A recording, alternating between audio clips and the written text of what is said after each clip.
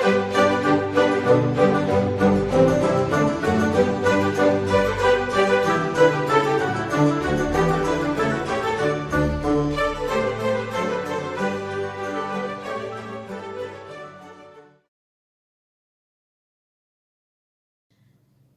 teman-temanku, dimanapun Anda berada, bertemu lagi dengan saya Rina Solihin dalam channel Rina Menjawab. Teman-teman, apa kabar Anda semuanya? Ya, semoga semua dalam keadaan baik, selalu dalam lindungan Tuhan kita Yesus Kristus. Ya, teman-teman, kali ini saya akan sharing ya. Saya akan menanggapi sebuah ceramah ya, sebuah ceramah dari seorang yang mungkin semua kita sudah tahu ya. Dan orang ini sangat fenomenal ya, teman-teman ya, yaitu Yahya Waloni. Saya sudah pernah mengatakan bahwa saya males gitu merespon ceramah-ceramahnya Yahya Waloni ini. Tetapi ada satu ceramah dia yang saya pikir ini harus saya handle ya, teman-teman ya. Harus saya counter. Karena ini sangat sangat tidak bagus gitu ya. Karena diarahkan kepada iman kekristenan ya, teman-teman. Nah, memang biasanya channel Abi Barik Li TV ini suka menayangkan ceramah-ceramahnya dari Yahya Waloni ya. Dan satu ceramah ini yang akan saya tanggapi ya, dengan judul Terbongkar, Bible itu bukan Injil. Nah, teman-teman, ya, bagaimana kita melihat judul saja itu sudah bikin gimana gitu ya. Ya, terbongkar, Bible itu bukan Injil. Hello, waktu jadi Kristen ngapain aja gitu ya, tidak bisa bedakan mana Bible, mana Injil gitu kan. Nah, itu teman-teman. Nah, inilah ya, lagi-lagi dia seorang mu'alaf. Katanya sih dia S3 teologi dan konon profesor ya, sudah jadi profesor teman-teman ya. Tapi sama saja kelasnya dengan mu'alaf-mu'alaf yang lain, yaitu mempertontonkan kegagalannya dalam memahami Alkitab dan kekristenan ya. Nah, tidak penting mau gelar apapun yang mereka sandang, tapi levelnya kalau saya cermati itu sama gitu ya. Keilmuannya itu tidak berbeda satu sama lainnya ya. Sama saja begitu ya, teman-teman. Sebenarnya ya gimana ya? Orang bilang ya, kalau kita melayani orang yang kurang, kita ikut-ikut seperti orang itu gitu ya. Tapi saya pikir ini harus saya tanggapi. Dan kita tahu bahwa Yahya Waloni ini dalam ceramah-ceramahnya termasuk tipikal yang agresif ya, teman-teman ya. Dalam ceramahnya itu dia bisa hajar orang sana sini gitu ya. Bisa tendang sana tendang sini ya, tidak tahu arah begitu ya, teman ya. Kadang-kadang juga tokoh-tokoh politik menjadi sasaran dia ya kan. Nah, kalau kafir itu sudah jangan ditanya lagi, dari mulutnya itu senang sekali ya keluar kata-kata kafir, mengkafir-kafirkan orang itu dia paling doyan ya. Bahkan orang-orang satu iman dengan dia pun itu tidak luput ya dari ujaran-ujaran kebencian ya dari dia ya, mengkafir-kafirkan orang muslim juga yang tidak sealiran dengan dia, teman-teman ya. Pemerintah, tokoh-tokoh nasional, udahlah semua dihajar oleh dia ya, tanpa perhitungan ya. Jadi orang ini memang sangat agresif dan emosional ya. Dan ceramah-ceramahnya kalau saya lihat itu lebih tendensinya bersifat provokatif ya. Kalau orang tidak pintar-pintar memilah-milah, itu benar-benar bisa terbakar oleh ceramah-ceramah dia dan bisa-bisa mengarah ke radikal ya, teman-teman ya. Karena ini orang benar-benar seperti jagoan sekali gitu ya. Anda bisa saksikan sendiri kalau dia lagi ceramah seperti apa ya. Nah, semua orang mau dilawan oleh dia gitu ya. Tapi kali ini saya akan menyorot ya beberapa statement dari Yahya Waloni yang tentunya terkait dengan iman kekristenan ya. Mengenai yang statement dia yang tidak ada hubungan dengan iman kekristenan, EGP, emang gue pikirin gitu kan ya. Dan terserah dia mau bicara apa begitu ya. Tapi sejauh itu menyinggung iman kekristenan, nah itu berhadapan dengan saya, teman-teman ya. berhadapan dengan saya begitu. Karena channel saya motonya adalah semakin diserang semakin terang benderang, ya. Jadi yang menyerang-nyerang kekristenan, menyerang-nyerang Alkitab, pasti saya counter ya teman-teman ya. Nah, ini juga sekali lagi saya katakan mengapa saya memposisikan diri sebagai sebagai apologet Kristen ya, spesialisnya dalam mengcounter ceramah-ceramah atau khotbah-khotbah yang tendensinya menyerang kekristenan ya teman-teman. Nah, ini tentunya sesuai dengan perintah firman Tuhan di 2 Timotius 4 ayat 2 sampai 5 ya. Inilah ayat pegangan saya sebagai seorang pemberita Injil, sebagai seorang apologet Kristen ya. Ini ayat pegangan saya mengapa saya berkepentingan untuk menanggapi berbagai ceramah-ceramah yang tendensinya mendiskreditkan kekristenan dan membicarakan kekristenan secara salah begitu ya. Nah, jadi saya akan bacakan 2 Timotius 4 ayat 2 sampai 5 ya.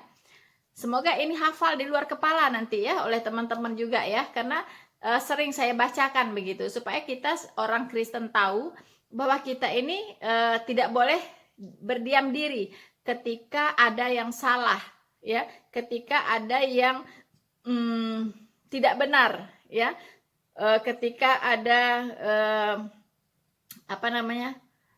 pemahaman-pemahaman yang sembarangan, yang serampangan terhadap kekristenan begitu ya.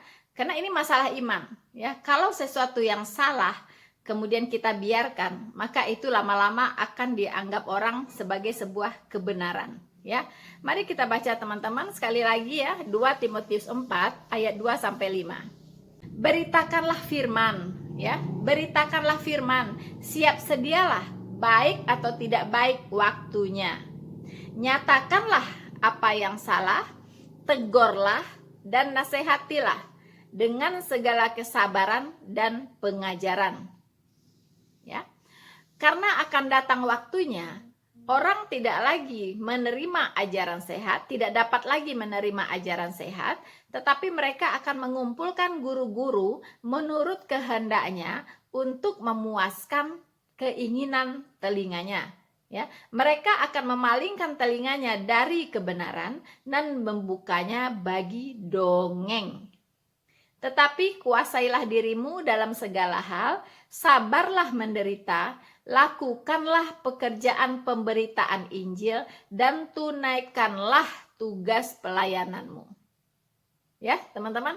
Jadi, sebagai penginjil, itu tugas pelayanan saya, yaitu apa? Menasehati, menegur, menyatakan apa yang salah, ya. Dari siapapun, ya, tentunya tentang iman kekristenan, ya, baik itu menyangkut Alkitab, menyangkut Tuhan Yesus, menyangkut pengajaran dan sebagainya, teman-teman.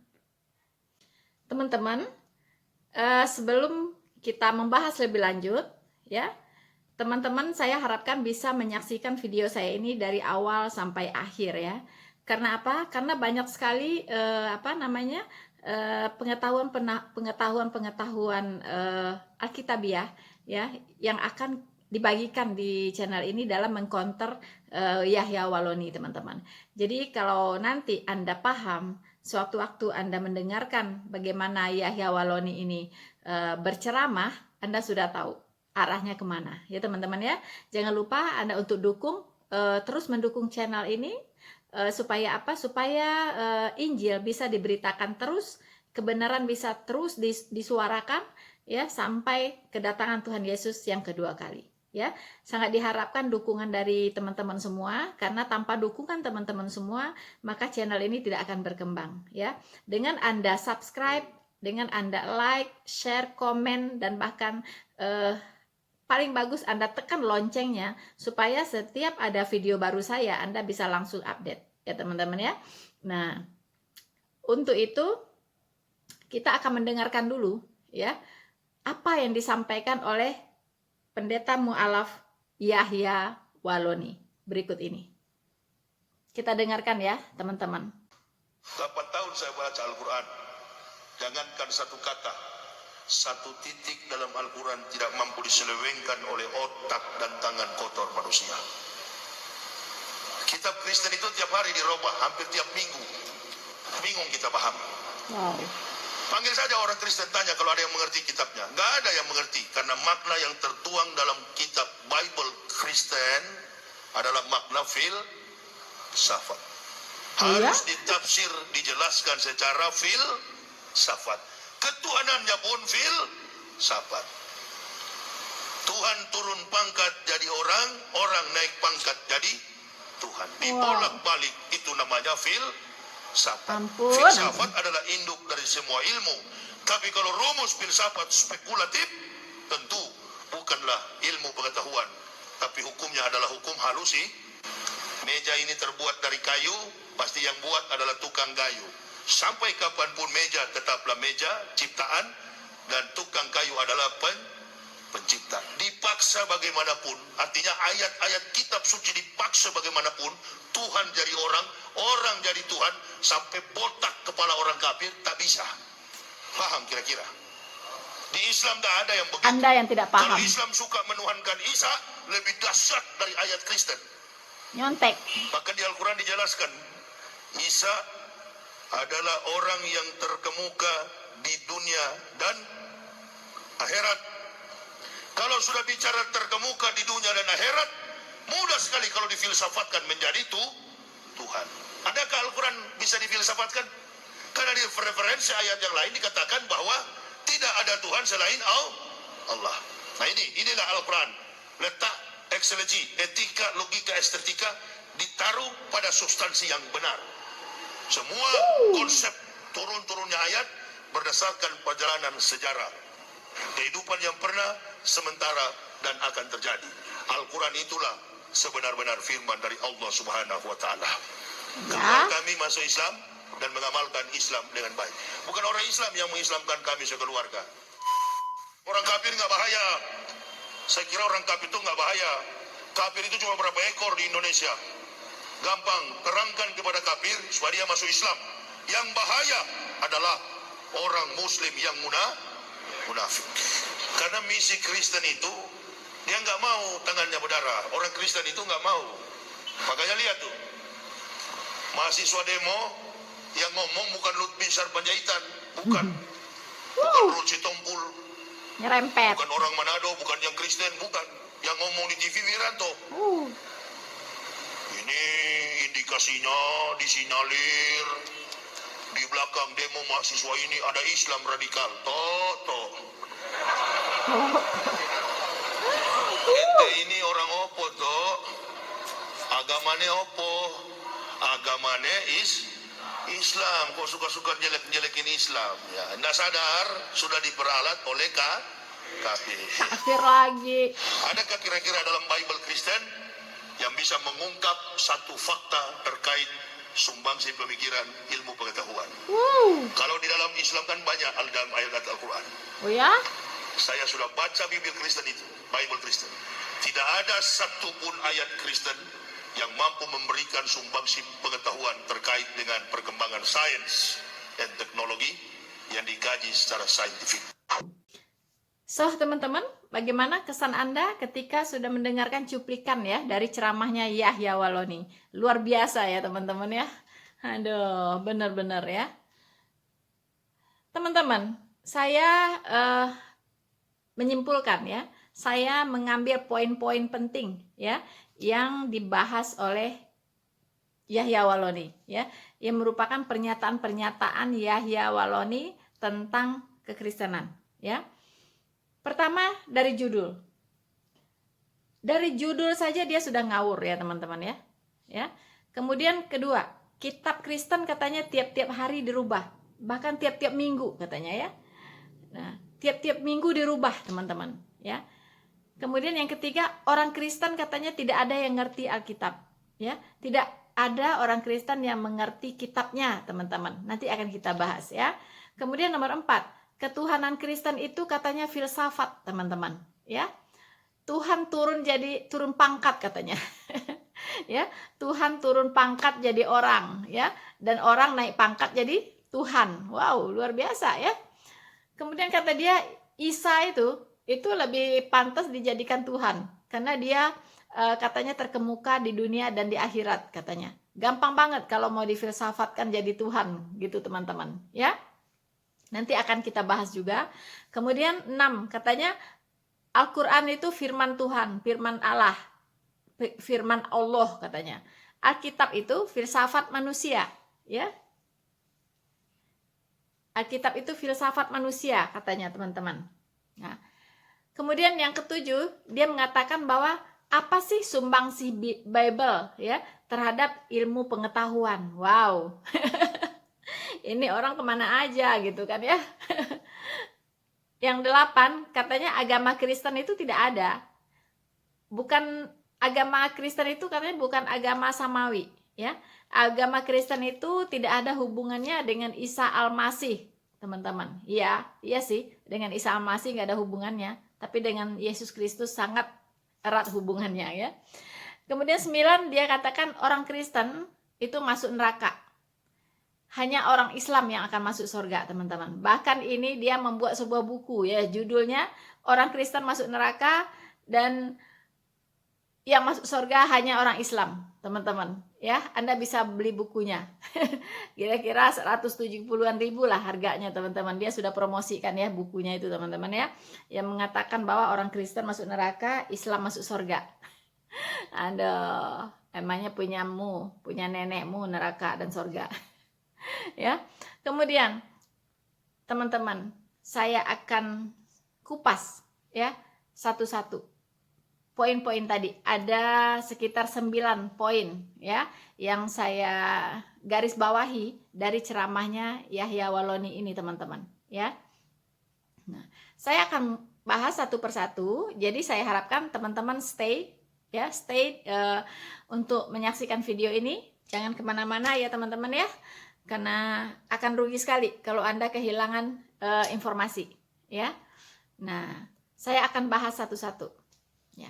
Teman-teman, tentunya dengan hikmat ya dan pengertian yang dikaruniakan oleh Roh Kudus, saya akan mengcounter teman-teman satu demi satu pernyataan-pernyataan dari Mr. Yahya Walloni ya.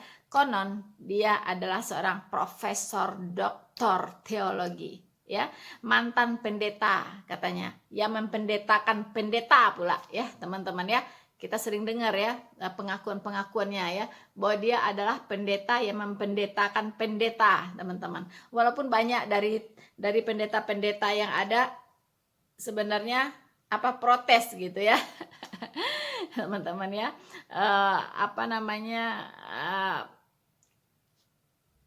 Ya begitulah ya. Sering terjadi juga cekcok antara dia dan pendeta yang lain begitu, teman-teman ya. Oke, no problem, terserah dia ya kan. Nah teman-teman, pertama saya akan mencoba untuk menyoroti judul ya dari konten ini, yaitu katanya terbongkar, katanya ya, terbongkar Bible itu bukan Injil. Wow, kadang saya heran teman-teman, banyak Muslim bahkan mengaku-ngaku sebagai mu'alaf tidak bisa membedakan antara Bible dengan Injil ya teman-teman ya. Padahal Injil itu adalah bagian dari Bible ya kan. Bible itu bahasa Indonesianya Alkitab ya. Itu terdiri dari Perjanjian Lama dan Perjanjian Baru ya, dari Kejadian sampai Wahyu ya.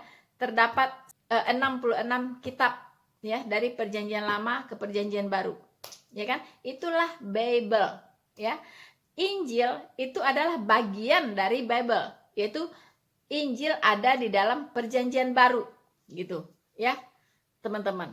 Mengapa orang-orang ini mengaku mu'alaf tapi Bible dengan Injil saja tidak bisa membedakan? Bahkan saya pernah mendengarkan satu kesaksian atau apalah itu ya, khotbah ya, dari seorang mu'alaf juga ya. Dia mengutip ayat di Perjanjian Lama.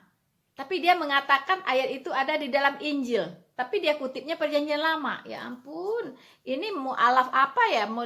Mu'alaf odong-odong atau apa gitu ya?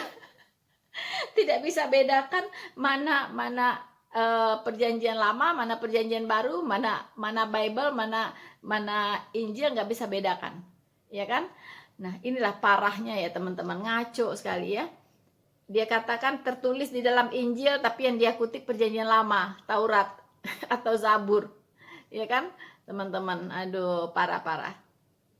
Ya, dia tidak tahu bahwa orang kalau menambah-nambahi firman itu sangat berbahaya sekali, ya.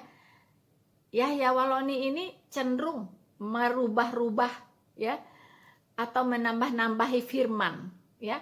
Seperti yang dia katakan bahwa orang Kristen itu kitab itu hampir setiap hari dirubah-rubah, bahkan setiap minggu dirubah-rubah. Jangan-jangan dia nih waktu jadi Kristen kerjanya cuma ngubah-ngubah Alkitab itu ya, mengubah-ubah firman Tuhan, teman-teman ya. Nah, kita bisa baca di Amsal 30 ayat 6 ya, bahwa Tuhan marah sekali jika orang menambah-nambahi firman ya.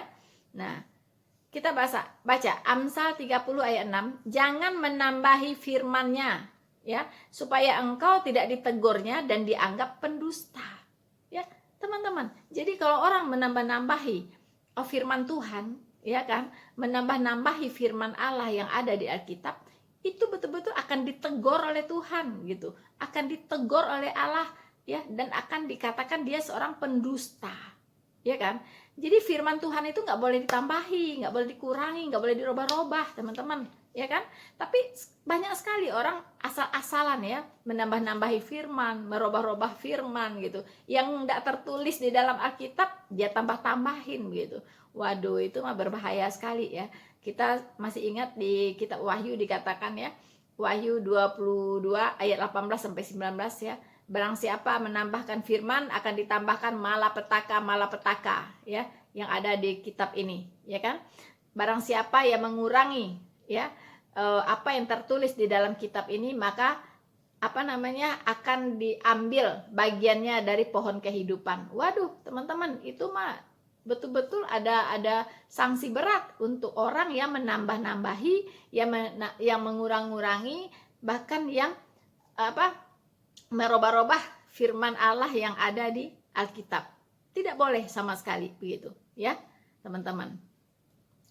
Nah, kita juga kita katakan bahwa firman Tuhan, ya, di dalam Alkitab itu tidak pernah berubah. Dulu, sekarang, sampai selama-lamanya, ya. Jadi Yahya Waloni mengatakan bahwa Alkitab dirubah-rubah itu benar-benar sebuah kebodohan, ya kan? Sebuah pelecehan terhadap kemahakuasaan Allah dalam melindungi firman-Nya, begitu, ya. Kita baca di 1 Petrus 1 ayat 24 sampai 25.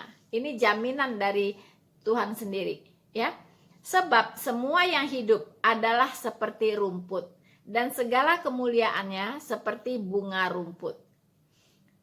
Rumput menjadi kering dan bunga gugur, ya. Jadi rumput menjadi kering dan bunga gugur, tetapi firman Tuhan tetap untuk selama-lamanya, ya. Jadi firman Tuhan itu tetap untuk selama-lamanya. Jadi firman mana yang dirubah-rubah, firman mana yang diganti-ganti, nggak ada. Hello, nggak ada gitu. Tapi kalau Anda bicara ada Injil palsu, itu benar ya. Kalau ada Injil palsu itu benar gitu ya. Nah, ya, mungkin ada tahu tuh Injil palsu Barnabas, ya kan? Nah, sebenarnya ini pegangannya Muslim nih, dia percaya bahwa inilah Injil yang asli, katanya Injil Barnabas, padahal itu Injil palsu, ya kan? Kenapa dia percaya? Karena di situ ditulis, ya, ada nubuatan untuk nabinya gitu, makanya dia percaya gitu ya, bahwa akan ada nabi ya bernama Ahmad, ya kan, akan datang seorang nabi bernama Ahmad, itu tertulis di Injil Barnabas, makanya dia percaya bahwa inilah Injil asli, ya kan. Nah, kemudian ada lagi Injil Filipus, ya kan, Injil Maria Magdalena, ini juga Injil palsu. Disinilah ditulisnya bahwa Yesus Kristus menikah dengan Maria Magdalena, ya. Itu adanya di Injil palsu Filipus, di Injil palsu Maria Magdalena, begitu. Dan ini tidak ada tertulis di Alkitab. Apa yang tertulis di Injil palsu ini tidak ada tertulis di Alkitab, ya. Makanya Injil palsu ini di dalam kekristenan tidak laku, ya kan? Tidak laku, tidak dianggap, begitu, ya kan? Nggak laku gitu.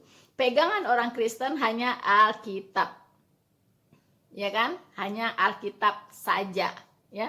Jadi Injil-Injil palsu ini tidak beredar di tangan-tangan orang Kristen, nggak laku, gitu ya. Nah, kita akan lihat lagi bahwa ada jaminan pemeliharaan Allah terhadap firman-Nya itu sangat jelas, ya, sangat jelas. Kita bisa baca di Matius 24 ayat 35, ya. Langit dan bumi akan berlalu, tetapi perkataanku tidak akan berlalu, ya.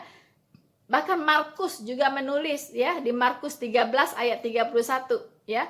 Itu kata-kata yang sama dari Tuhan Yesus. Langit dan bumi akan berlalu, tetapi perkataanku tidak akan berlalu, ya.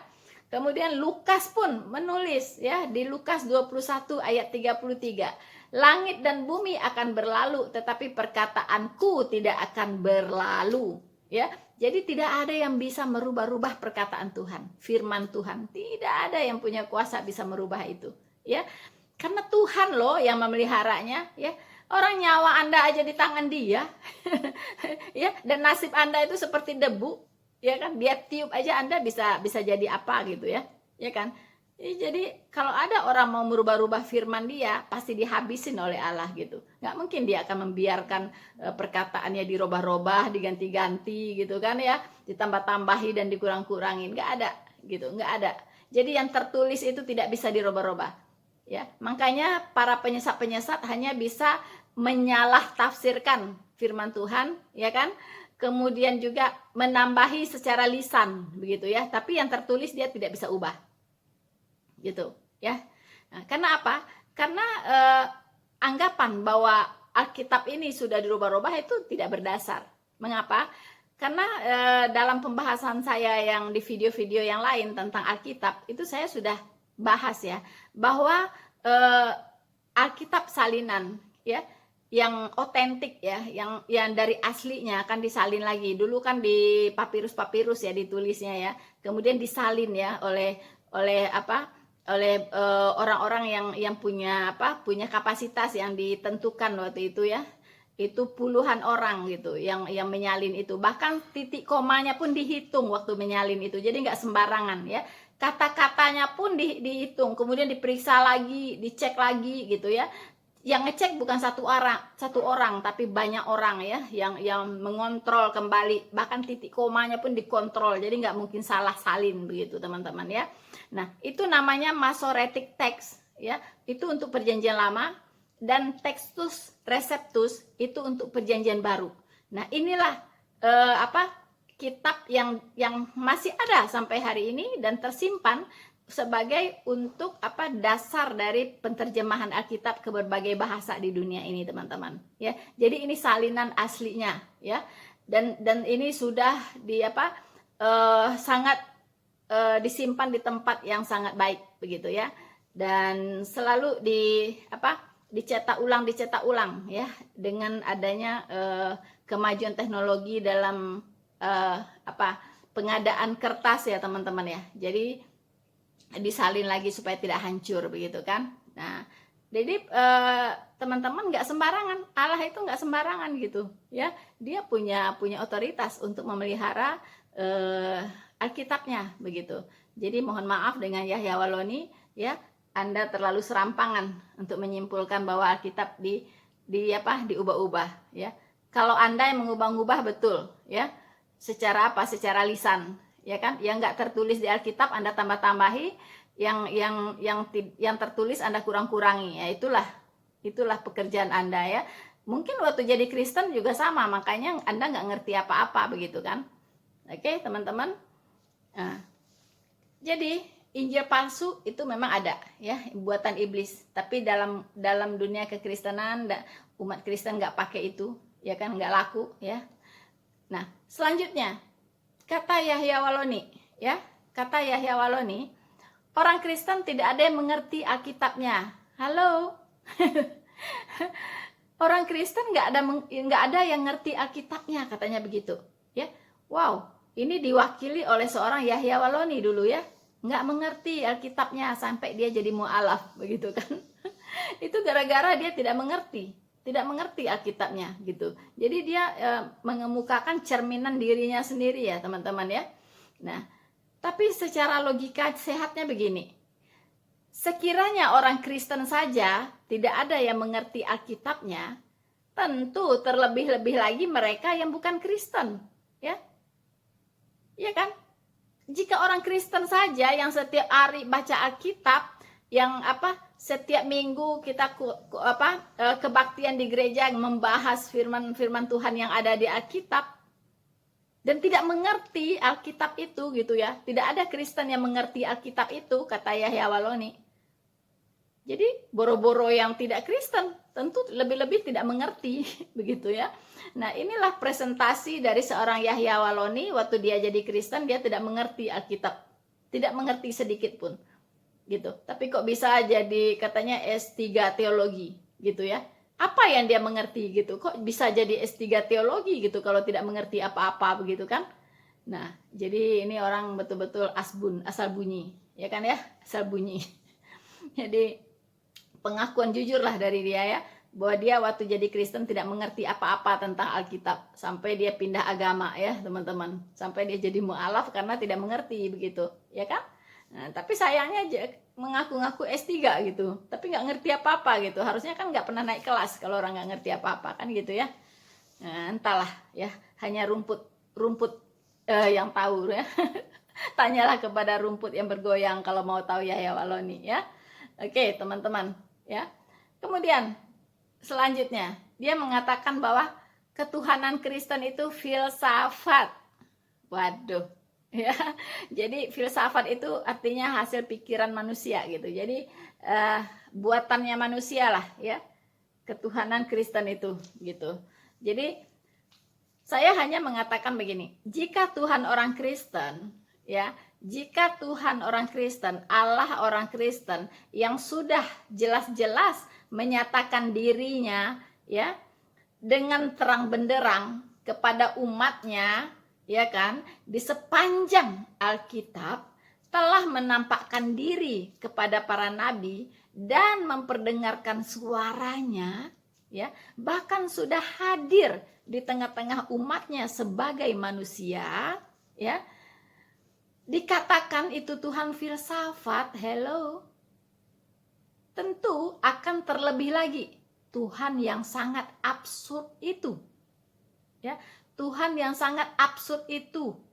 Ya, yang tidak dikenal siapa dia, yang tidak pernah menyatakan dirinya siapa dia, bagaimana dia, ya kan? Dan sangat-sangat absurd. Ya. Jadi Yahya Waloni seharusnya mempertanyakan sendiri ya tentang Allah yang dia sembah itu seperti apa. Ya. Hanya memperkenalkan diri sebagai zat yang mulia. Tidak lebih dari itu. Ya. Tapi Allah Alkitab memperkenalkan diri secara terang benderang. Ya kan? Menyatakan dirinya, bahkan menampakkan dirinya ya kepada Abraham, kepada Musa, ya, dan kepada para nabi yang lain, ya kan? Dan berbicara langsung, berkomunikasi dengan mereka, ya, memperdengarkan suaranya, gitu. Dan bahkan akhirnya dia datang ke dunia ini menjadi manusia, hidup di tengah-tengah umatnya. Kurang apa lagi? Ya, itu adalah Allah yang nyata, Allah yang hidup, Allah yang hadir ya di tengah-tengah umatnya. Apakah itu Allah filsafat? Pahamin dulu apa itu filsafat ya. Nah, kita akan lihat ya bagaimana Allah menyatakan dirinya Ya, kita akan lihat di Kejadian 17 ayat 1. Ya, saya akan bacakan. Ketika Abraham berumur 99 tahun, maka Tuhan menampakkan diri kepada Abraham dan berfirman kepadanya, "Akulah Allah yang Maha Kuasa. Hiduplah di hadapanku dengan tidak bercela." Nah, dia menampakkan diri kepada Abraham loh, ya, dan berfirman kepadanya. Artinya dia memperdengarkan suaranya kepada Abraham, gitu. Ini Allah yang real, Allah yang nyata, bukan yang absurd, ya. Jadi ini bukan hasil pikiran manusia, tapi Allah itu sendiri yang datang memperkenalkan dirinya kepada manusia. Ya, karena saya pernah katakan, kita manusia bisa mengenal Allah sejauh Allah itu memperkenalkan dirinya kepada kita. Ya, jadi jangan berpikir Allah itu seperti apa yang karang-karangan pikiran Anda, pikiran manusia. Bukan seperti itu. Pahami Allah sesuai dengan apa yang Dia perkenalkan tentang dirinya kepada kita, gitu. Pahami seperti itu. Jangan mengarang-arang sendiri. Anda ujung-ujungnya akan tersesat, begitu ya. Nah, kemudian kita lihat lagi di Kejadian 26 ayat 24, ya. Lalu pada malam itu Tuhan menampakkan diri, ya, kepada Ishak ini, ya, serta berfirman, "Akulah Allah ayahmu Abraham, dan janganlah takut, sebab aku menyertai engkau. Aku akan memberkati engkau dan membuat banyak keturunanmu karena Abraham hambaku itu." Ya, jadi kedua generasi, ke Abraham menampakkan diri, kepada Ishak juga menampakkan diri dan berfirman juga, gitu. Ya, teman-teman. Ya. Kemudian kita lihat di Mazmur 46 ayat 11, ya. "Diamlah dan ketahuilah bahwa akulah Allah." Ya. Tuh, jelas sekali Allah memperkenalkan dirinya, ya. Begitu juga yang tertulis di kitab Yesaya 45 ayat 22, ya. Nah, "Sebab akulah Allah dan tidak ada yang lain." Nah, jadi Allah Alkitab ini adalah satu-satunya Allah, ya. Tidak ada Allah yang lain. Ya. Jadi kalau ada Allah yang lain, itu bukan Allah. Ingat, iblis juga menyamar jadi Allah. Dia ingin menyamai yang maha tinggi. Lihat video saya yang membahas tentang iblis. Ya, khusus membahas tentang iblis. Anda akan mengenal iblis itu seperti apa. Ya. Jadi dia ingin menyamai yang maha tinggi. Dia ingin disembah. Dia ingin dia ingin jadi Allah juga, begitu. Hati-hati. Hati-hati Anda, ya. Kalau Anda menyembah selain dari Allah Alkitab, Anda sudah tahu jawabannya. Ya, Anda sudah tahu jawabannya. Karena di sini dikatakan, Yesaya 45 ayat 22, Allah berkata, "Sebab akulah Allah dan tidak ada yang lain." Tidak ada yang lain. So, sangat-sangat jelas, ya, bahwa Allah itu hanya ada di Alkitab. Oke? Nah, teman-teman, Allah berkata, "Akulah Allah." Allah yang bagaimana? Kita harus tahu Allah yang bagaimana dia. Eksistensinya seperti apa? Agar kita bisa membedakan, ya, membedakan antara Allah yang sejati dengan Allah jadi-jadian, gitu. Karena ada Allah jadi-jadian juga, gitu. Ya, iblis ingin jadi Allah. Ya, dia sudah berikrar bahwa dia ingin menyamai yang maha tinggi, gitu. Jadi itu kenyataan yang kita hadapi, gitu. Ya, tidak bisa lari dari kenyataan ini. Ini fakta, gitu ya. Ini fakta real, gitu. Jadi supaya kita bisa membedakan antara Allah yang sejati dengan Allah jadi-jadian, kita harus tahu Allah yang sejati itu seperti apa, gitu. Kita bisa lihat di Yesaya 49 ayat 26. Ya, kita kenal Allah kita seperti apa. Saya akan bacakan. "Aku akan memaksa orang-orang yang menindas engkau memakan makan dagingnya sendiri, ya. Dan mereka akan mabuk minum darahnya sendiri, ya. Seperti orang mabuk minum anggur baru, supaya seluruh umat manusia mengetahui bahwa Aku, Tuhan, adalah juru selamatmu dan penebusmu yang maha kuat, Allah Yakub. So, Allah ini adalah Allahnya Abraham, Allahnya Ishak, dan Allah Yakub. Dia memperkenalkan diri seperti itu. Aku adalah Allahnya Abraham, Allah Ishak, dan Allah Yakub.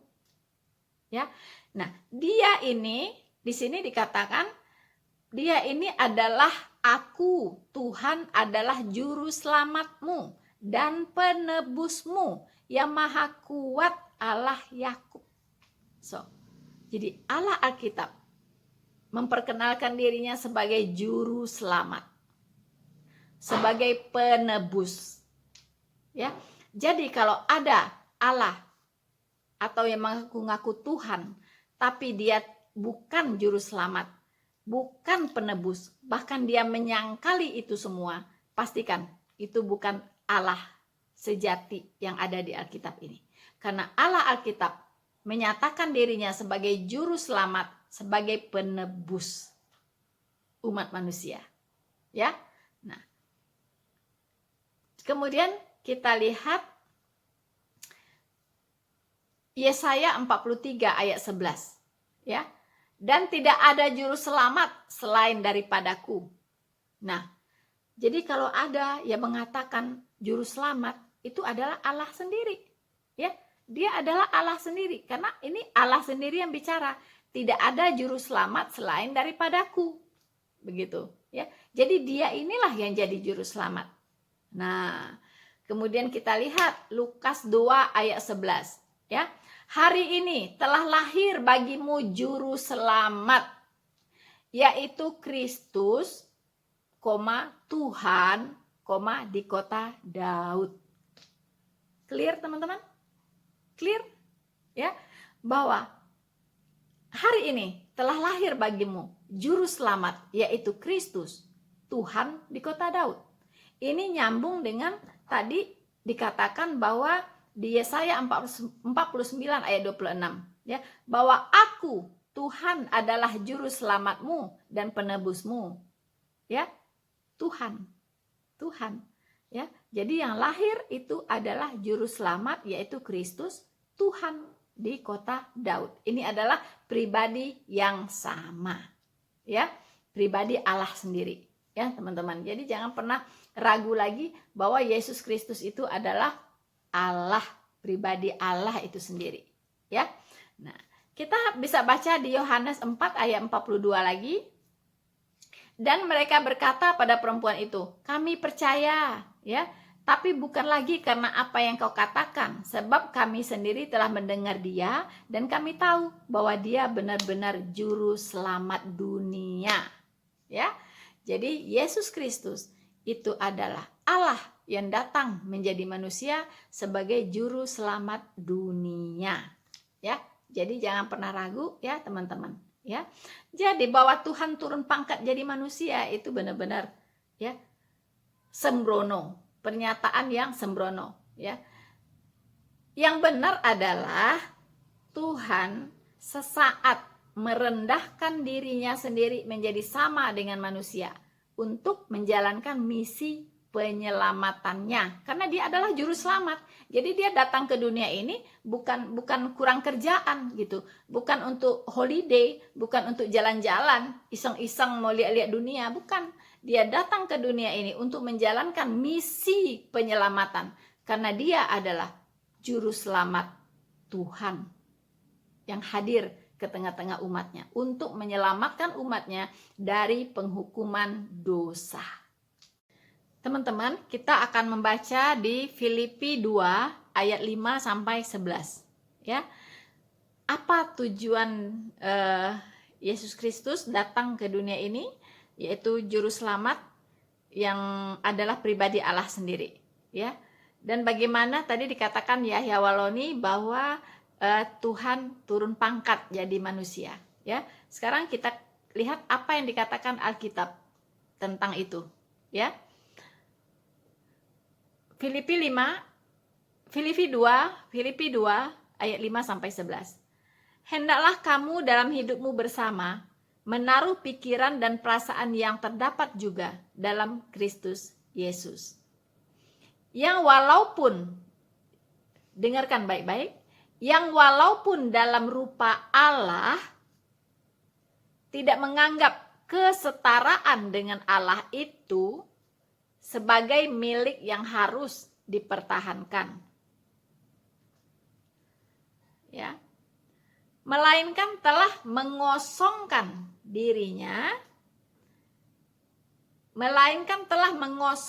dirinya sendiri dan mengambil rupa seorang hamba dan menjadi sama dengan manusia. Dan dalam keadaannya sebagai manusia, ia telah merendahkan dirinya dan taat sampai mati, bahkan sampai mati di kayu salib. Itulah sebabnya Allah sangat meninggikan dia dan mengaruniakan kepadanya nama di atas segala nama, supaya dalam nama Yesus bertekuk lutut segala yang ada di langit dan yang ada di atas bumi dan yang ada di bawah bumi, dan segala lidah mengaku Yesus Kristus adalah Tuhan, bagi kemuliaan Allah Bapa. Clear ayat ini? Ya, bahwa Yesus Kristus itu adalah Allah yang merendahkan dirinya, yang mengosongkan dirinya menjadi sama dengan manusia. Ya. Nah, dan namanya itu adalah nama di atas segala nama. Apa maksudnya? Nama Yesus, ya. Yesus itu artinya Jehovah yang menyelamatkan. Nah, teman-teman, ya. Jehovah yang menyelamatkan. Artinya Allah yang tadi mengatakan, akulah juru selamatmu dan penebusmu. Nah, ini dia, ya. Dia merendahkan dirinya, mengosongkan dirinya menjadi sama dengan manusia. Teman-teman, ya, untuk menjalankan sebuah misi penyelamatan, yaitu sampai dia mati di kayu salib bagi pengampunan dosa. Ya, jelas ya. Nah, di sini di terakhir dikatakan bahwa di ayat 10-nya, supaya dalam nama Yesus bertekuk lutut segala yang ada di langit, yang ada di atas bumi, yang ada di bawah bumi, ya, dan segala lidah mengaku Yesus Kristus adalah Tuhan, bagi kemuliaan Allah Bapa. Ya, clear ya, teman-teman ya. Nah, kemudian teman-teman, tadi sudah kita bahas, ya, sedikit ya. Yahya Waloni mengatakan lagi bahwa Qur'annya itu adalah firman Allah dan Bible itu adalah filsafat manusia. Ya, mungkin mengenai ini si Yahya Waloni harus tahu apa sih kriteria sebuah kitab sehingga bisa dikatakan sebagai firman Allah. Apa kriterianya? Ya. Nah, untuk teman-teman silahkan membuka video saya di channel saya yang khusus membahas tentang Alkitab. Ya, bahwa Alkitab adalah satu-satunya kitab firman Allah. Apa buktinya? Apa kriterianya? Ya, silahkan Anda saksikan di video saya. Nah, kemudian teman-teman, Yahya Waloni ya sembarangan ya mengatakan bahwa sumbangsih Bible terhadap ilmu pengetahuan itu apa, ya kan? Aduh Tuhan, ini sebenarnya orang yang apa ya, hidup di zaman batu atau apa gitu ya. Dia tidak tahu bahwa kenapa orang Kristen itu pintar-pintar. Mengapa banyak para ilmuwan itu berasal dari orang Kristen, ya kan? Kenapa banyak penemuan-penemuan teknologi itu adalah orang Kristen gitu ya?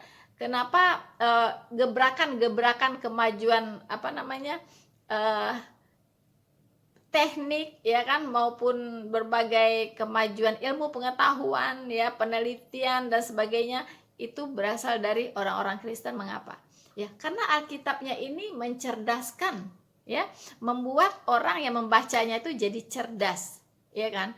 Nah, lalu apa sumbangsih Bible terhadap ilmu pengetahuan ya?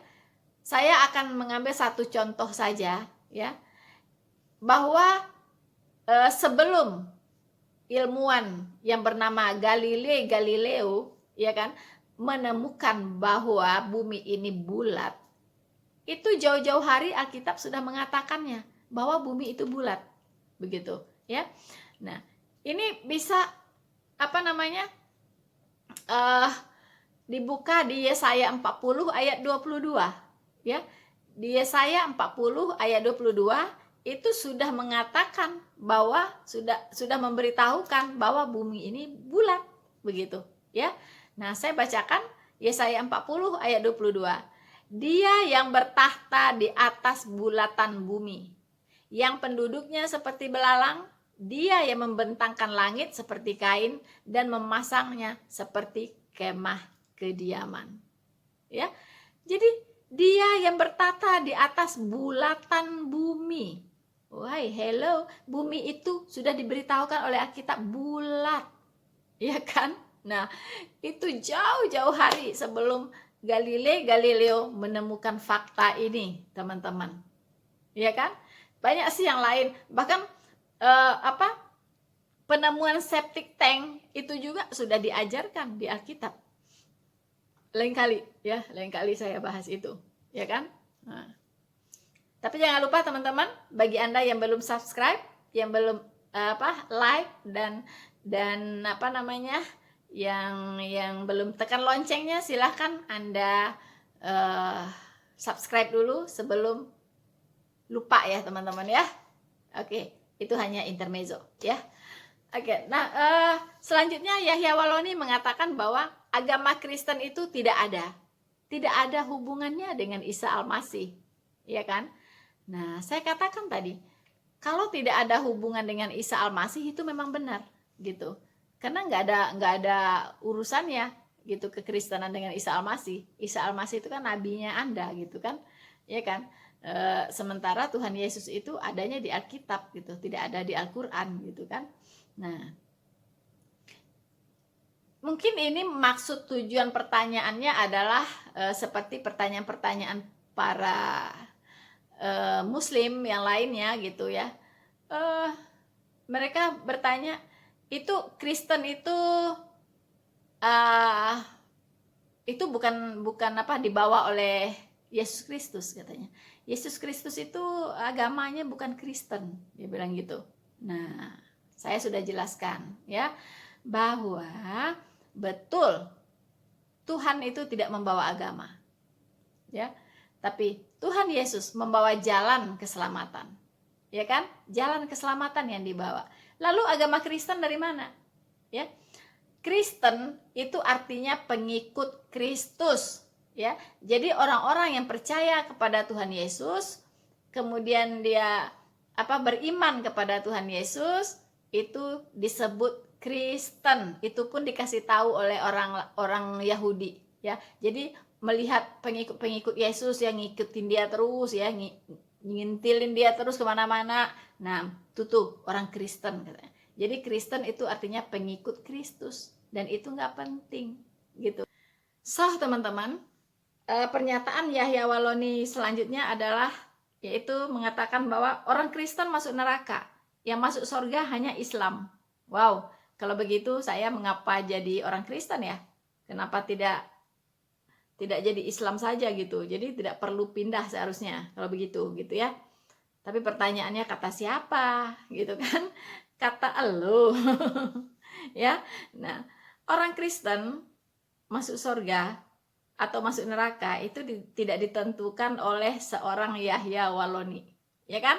Nah, tentu sebagai orang Kristen ya, pijakan kita adalah apa kata Tuhan kita gitu, ya. Bukan apa kata orang, ya kan? Atau bukan apa kata kitabnya orang, bukan, ya. Nah, justru kalau kita berpijak pada Alkitab kita, maka di situ dikatakan bahwa setiap orang masuk neraka atau ke sorga itu ada di tangannya Tuhan Yesus. Dia yang menentukan Anda harus ke neraka atau Anda harus ke sorga. Karena dia adalah hakim bagi semua umat manusia. Ya, dan dia juga yang memegang kunci sorga, dan dia juga yang memegang kunci maut. Ya kan? Jadi makanya dikatakan bahwa dia berkuasa di bumi dan di sorga. Ya. Nah, kalau kita punya Tuhan yang berkuasa di sorga, apakah wajar kita meragukan bahwa kita kalau mati pasti masuk sorga? Tentu tidak. Ya, karena dia adalah yang mempunyai kerajaan sorga. Dia punya kuasa di sorga. Begitu. Ya, Anda boleh ragu kalau yang Anda sembah itu tidak berkuasa di sorga. Tapi maaf, kami orang Kristen percaya kepada Tuhan yang berkuasa di sorga dan di bumi. Ya, nah dia menjamin ya seseorang bisa masuk sorga, bahkan menyiapkan tempat di sorga bagi kami, ya, dan bahkan untuk semua Kristen yang lahir baru tentunya, ya, itu sudah disediakan, ya.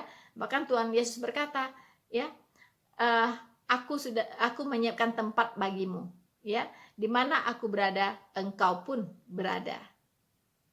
Oke? Nah, jadi jelas ya. Kita akan lihat ya di Yohanes 10 ayat 27 sampai 30. Ya, ini jaminan ya dari Tuhan Yesus, siapa yang mengikut dia itu pasti akan masuk surga. Ya. Nah, Yohanes 10 ayat 27 sampai 30. Ya, jadi sorry, ini bukan kata Paulus ya, bukan kata Rasul Paulus. Oke, saya bacakan. Domba-dombaku mendengarkan suaraku, ya, dan aku mengenal mereka, dan mereka mengikut aku, ya.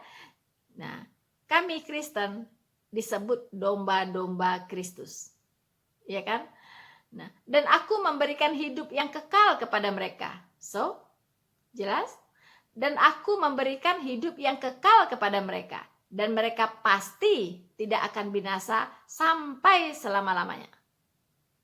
Halo? Pasti tidak akan binasa sampai selama-lamanya. Dan seorang pun tidak akan merebut mereka dari tanganku. Jelas? Ya? Bapakku yang memberikan mereka kepadaku lebih besar daripada siapapun, dan seorang pun tidak dapat merebut mereka dari tangan Bapa. Aku dan Bapa adalah satu.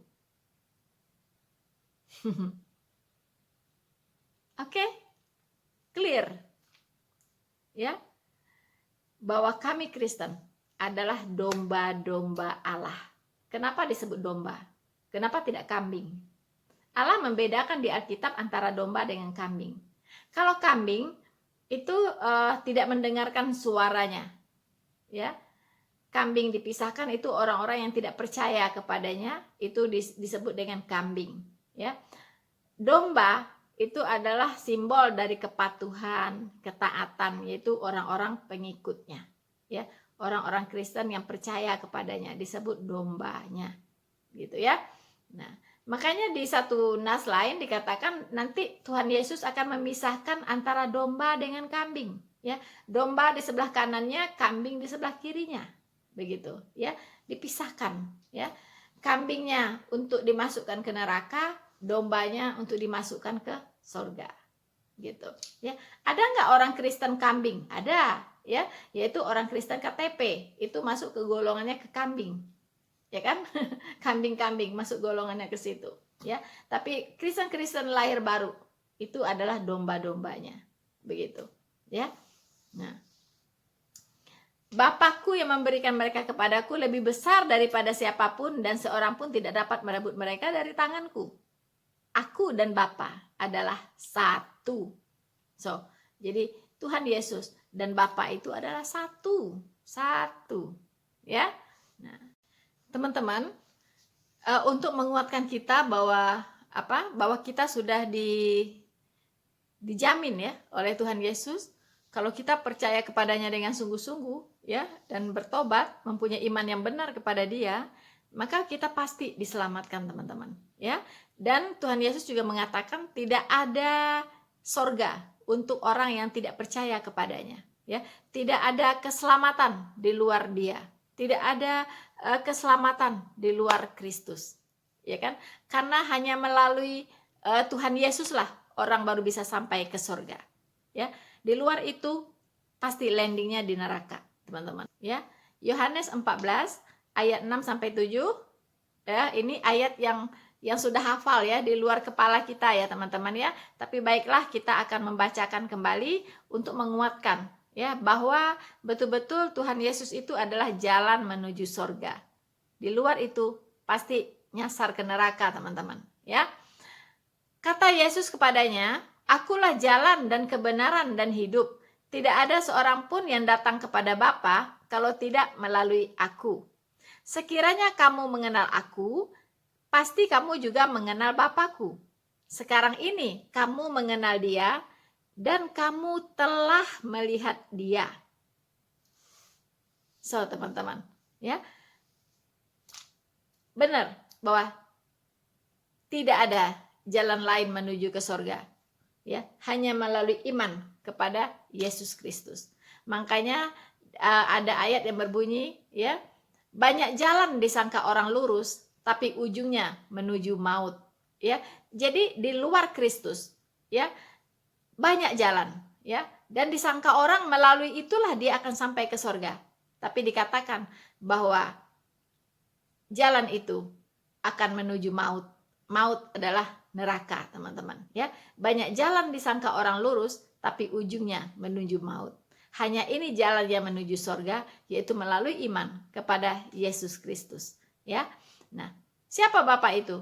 Kata Tuhan Yesus mengatakan, kalau kamu sudah melihat Aku, berarti kamu sudah melihat Bapa, ya.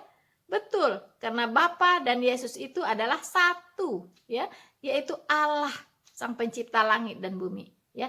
Allah Tritunggal yang punya 3 pribadi, Bapa, Putra atau Yesus Kristus, dan Roh Kudus. Ketiganya adalah satu, ya, teman-teman, ya.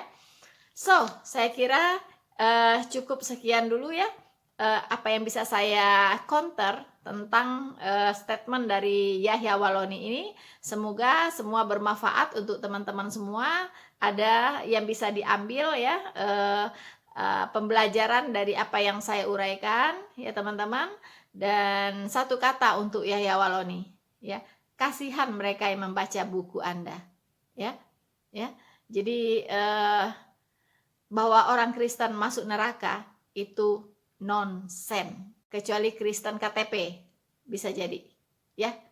Nah, teman-teman, saya kira ya cukup sekian dulu, dan jangan lupa like, subscribe, dan share video ini, dan ditunggu komen-komen Anda yang luar biasa, yang membangun, ya. Dan saya berusaha untuk membalas setiap komen itu, ya, tapi maaf kalau ada yang kelewat ya, teman-teman, ya, atau tertunda membalasnya karena kesibukan ya, teman-teman. Tapi percayalah, saya pasti akan sempatkan untuk membalas setiap komen Anda, ya. Karena itu adalah sesuatu yang sangat berharga ya bagi saya, begitu ya. Dan tentunya Anda sudah luangkan waktu untuk memberikan komen itu, sudah memberikan perhatian Anda, dan itu harus saya hargai ya, teman-teman. Dan saya ucapkan ya, semoga kita sehat selalu, semakin kuat di dalam iman, semakin teguh di dalam iman kita, tidak tergeserkan sedikit pun oleh apapun ya, teman-teman ya, dari luar sana ya. Percayalah, kita sudah berada dalam jalan yang lurus, jalan yang benar menuju sorga ya, teman-teman. Salam dari saya ya, dan semoga kita semua diberi kesehatan. Maranatha.